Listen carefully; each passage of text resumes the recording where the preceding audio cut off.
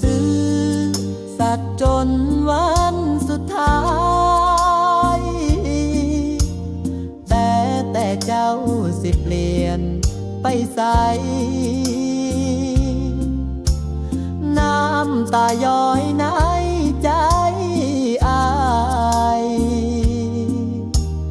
ยามเห็นเจ้ากับเขาเดินไกลอายยังยืนที่เก่าหอดเจ้าสิไปทางใดเบิ่งหอยยิ้มในวันลาใจอายสั่นแท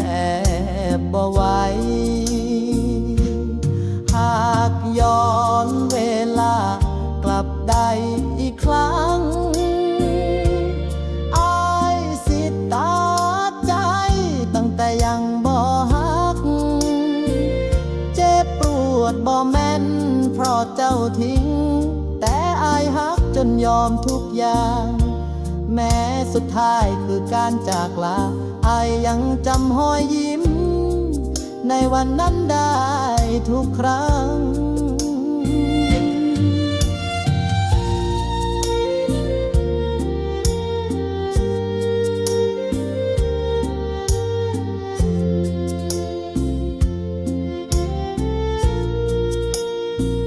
เสื้อผ้า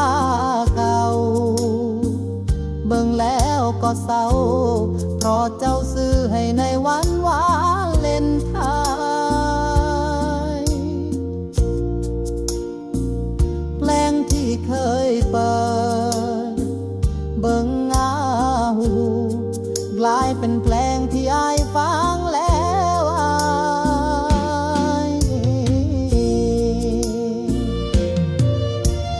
อายยังยืนที่เก่าพอเจ้าสิไปทางใดเบิ่งหอยยิ้มในวันลาใจอายสั่นแทบบ่ไหวแม้บ่ได้ฮักกันคือเก่าแต่อายยังเฝ้าฮักตัวในใจ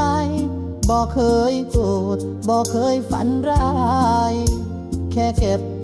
หอยยิ้มเจ้าไว้จนวันตาย